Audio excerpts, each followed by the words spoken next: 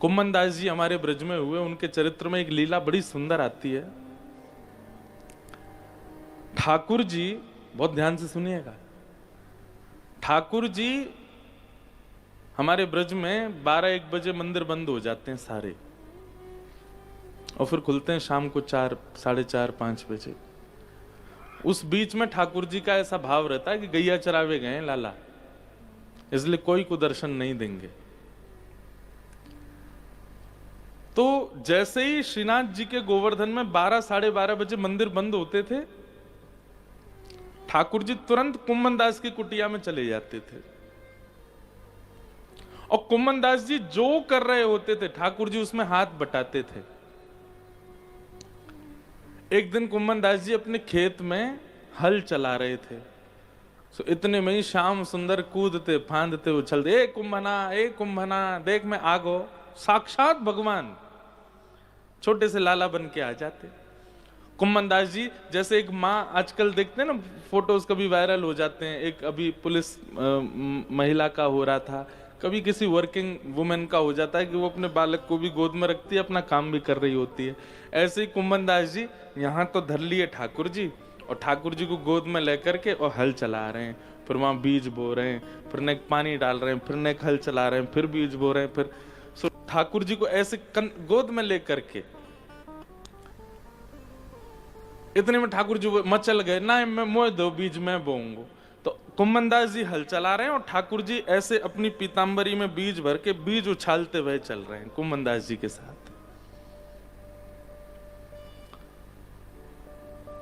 कुम्मन दास जी के बीच बीच में नेत्रों में आंसू आ जाते हैं, अपने सौभाग्य की सराहना करते हैं कि साक्षात भगवान मेरे साथ लीला करते हैं।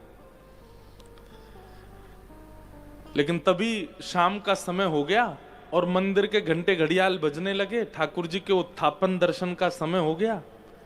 जैसे ही उत्थापन दर्शन का समय हुआ, घंटे घड़ियाल मंदिर में बजने लगे, ठाकुर जी तो सामने खड़े हैं कुम्मन दास जी के।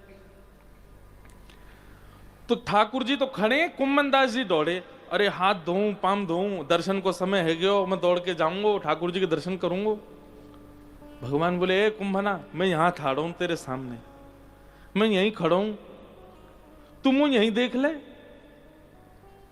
तू हल छोड़ के भाग रहा है, अपने कामन्ने छोड़ के भाग रहा है, हाथ पामन्ने धोए रहा है, कायकू, मैं तो तेरे सामने खड़ा हूं।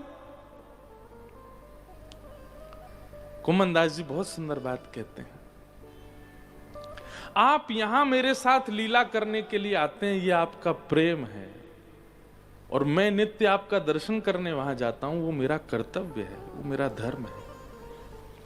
अगर आप पहले तो नहीं आते थे, पहले तो मैं नित्य वहीं आपको देखने जाता था, और वहां नित्य देखने का ये मुझे फल मिला कि आप मेरे पास यहां आने लगे, तो जिस स्थान ने मुझे आपको प्रदान किया, मैं उस स्थान को कैसे छोड़ सकता हूं। और यहां आना ये आपकी रुचि है, आज आप राजी हो रहे हो मेरे से, कल कहीं नाराज हो गए और नहीं आए तो, यहां तो आप अपनी इच्छा से आ रहे हो ना, कल को मुझसे कोई गलती हो गई, अपराध हो गया, मानव हूं मैं तो गलती कर सकता हूं, कहीं आप नाराज होकर के कल नहीं आए, यहां ना आना ये आपकी इच्छा, यहां आना यह भी आपकी इच्छा, पर मंदिर में दर्शन नित्य देना यह आपकी इच्छा नहीं है। वहां तो आपको गुरुजनों ने बैठा रखा है, वहां तो आपको, जिससे आप नाराज हो जिससे राजी हो, सबको मिलना पड़ेगा आपको, आप किसी के लिए कपाट बंद नहीं करवाओगे अपने, इसलिए मंदिर दर्शन नहीं छोड़ूंगा मैं। ठाकुर जी खड़े खेत में और कुम्मन दास जी भाग रहे हैं मंदिर में। कैसा निष्काम प्रेम है ठाकुर जी के प्रति, इसको कहते हैं धर्म। हम लोग गरज पड़ती है तो ठाकुर जी के सन्मुख जाते हैं, बिना किसी कामना के, बिना किसी अन्य स्थिति के, भगवत स्मृति। धर्मस्य यापवर्गस्य नार्थोऽर्थायोपकल्पते, नार्थस्य धर्मैकान्तस्य कामो लाभाय स्मृतः।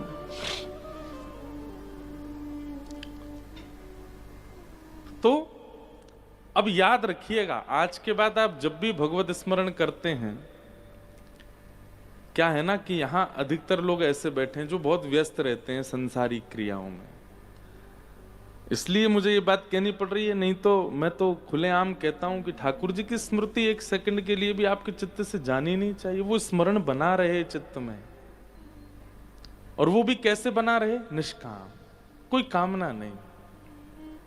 हमने तो एक नई बात शुरू करी, लाल जी के दर्शन अब हम कम कराते हैं लोगों को, और जो भी दर्शन करने आता हमारे लाल जी के, हम उसको सौगंध देते। मैं तुमको सौगंध है, हमारे ठाकुर जी से कुछ मांगोगे नहीं। क्यों? तो छोटे से लाला हैं, वो लीला कर रहे हैं, उनको जाकर के संकोच में मत डालना। वृंदावन बिहारी लाल राधा रमन जी के सन्मुख भी कुछ मत मांगिए। वृंदावन में ठाकुर जी इच्छा पूर्ण करने के लिए नहीं बैठे, दुनिया भर में देवी देवता प्रकट कर दिए ठाकुर जी ने इच्छा पूर्ति के लिए। वहां जाइए, वृंदावन में तो केवल वे दोनों राजी रहें, वे दोनों प्रसन्न रहें, उनकी लीला वृंदावन में सदा ऐसी चलती रहे।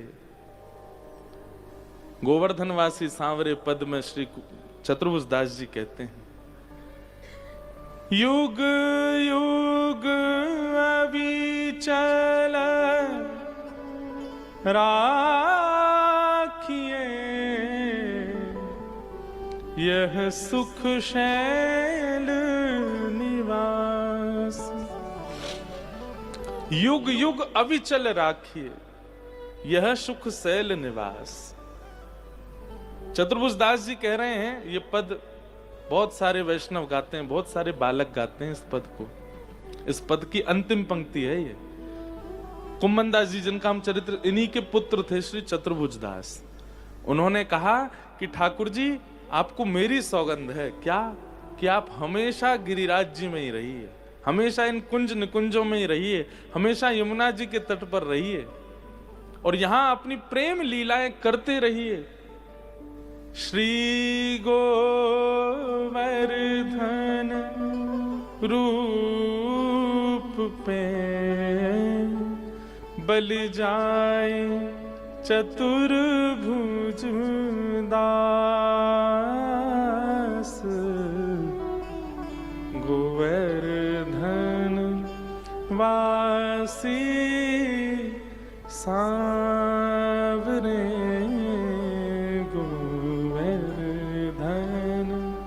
वासी सांवरे, लाल तुम बिन रहो न जाए रे, गोवर्धन वासी सांवरे। क्यों मना किया जाता है कि गिरिराज जी को गोवर्धन से लेके मत आओ?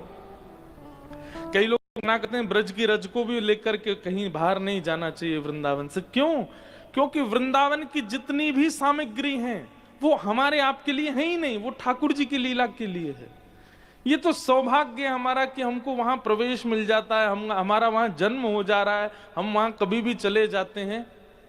लेकिन वहां की सामग्री ठाकुर जी की प्रसन्नता के लिए प्रकट हुई है, उसको आप अपने उपयोगों के लिए मत ले जाइए। लेकिन रज के लिए मैं ऐसी भावना रखता हूं, देखो गिरिराज जी तो नहीं ले जाने चाहिए, पर रज आप नहीं भी लेके आओगे, वृंदावन जाके लौट के आओगे, आपके शरीर के वस्त्रों में न जाने कितने वृंदावन के कण आ जाएंगे, वो तो आएंगे आपके साथ। अगर रज लाते भी हैं वृंदावन की, तो ऐसे नहीं कहीं पड़ी हैं पुड़ियाओं में, कहीं पन्नी में धरी हैं, कहीं कोने में। लाओ तो बहुत ससम्मान लेकर के आओ, तो आप ला सकते हैं। जैसे ठाकुर जी को घर में विराजमान करते ऐसी रज विराजमान करो, तो आप वृंदावन की रज ला सकते हैं, नहीं तो नहीं। मैंने एक दो कथाओं में बताया है कि अभी बीते कुछ महीने पहले मैं ऑस्ट्रेलिया गया, तो वहाँ कई सारे युवा बालक मिलने आते थे, पढ़ाई के लिए जो गए हैं, सब अपने अपने बात प्रश्न करते। एक बालक आया, बोले मुझे कुछ नहीं चाहिए, बस मेरे ठाकुर जी का आप दर्शन कर लो। मैंने कहा कितनी दूर है तुम्हारा घर? बोले घर तो दूर है, मुझे पता थी आप नहीं जाओगे, इसलिए मैं चित्र में ही कराना चाहता हूं दर्शन। मैंने हाँ चित्र में कराओ। तो उसने जब चित्र दिखाया तो मैं देख करके आश्चर्यचकित हो गया। एक सुंदर सा घड़ा, और उस घड़े को ही वस्त्र पहना रखें, घड़े को ही नेत्र पधरा रखें, घड़े के ऊपर ही चंदन से नासिका, मुखमंडल आदि सब बना, बहुत सुंदर। और उस घड़े के पास में ही एक सफेद कपड़ा है, उस पर 2 पैरों के निशान हैं। बोले ये मेरे सर्वस्व ठाकुर जी हैं। मैंने कि भाई ये कैसे ठाकुर जी तुम्हारे? बोले महाराज जी ये जो घड़ा है ना, इसमें वृंदावन की रज है, तो वृंदावन में ठाकुर जी के श्री चरणों का स्पर्श प्राप्त है, तो मैं युगल सरकार की सेवा तो यहाँ नहीं लाया हूं, रज की सेवा लाया हूं। वो रज में ही मैं श्रृंगार करता हूं, उन्हीं को प्रिया प्रियतम मानता हूं। वृंदावन की रज में कुछ कण श्याम वर्ण के हैं, कुछ कण गौर वर्ण के हैं, तो गौर वर्ण वाली हमारी किशोरी जी हैं, श्याम वर्ण वाले हमारे ठाकुर जी हैं, उन्हीं का श्रृंगार आदि करके पधराता हूं। और बगल में जो ये महाराज जी सफेद कपड़े पर जो चरण चिन्ह है, ये मेरे माता पिता के। मैं नित्य दूर रहता हूं माता पिता से, तो इन्हीं को प्रणाम करता हूं। उसके भाव देख करके सुन करके मैं इतना आनंदित हो गया।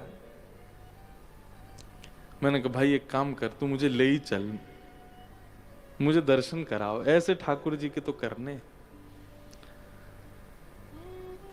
भावना सबके चित्त में प्रकट नहीं होती, लिख लीजिएगा, उसी के चित्त में प्रकट होंगे भाव जिसको श्री जी स्वीकार कर चुकी होंगी।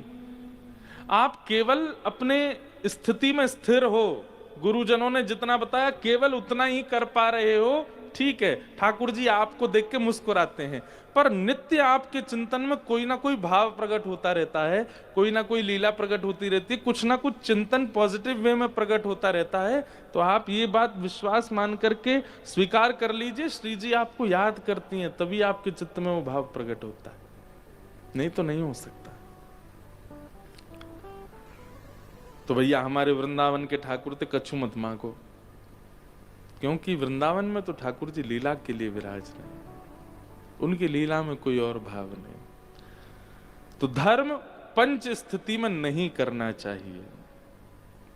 अगर पंच स्थिति में आप करते हो तो आप स्वार्थी साधक माने जाओगे। पाप, फल, बंधन, भय और मृत्यु, इन पंच स्थितियों में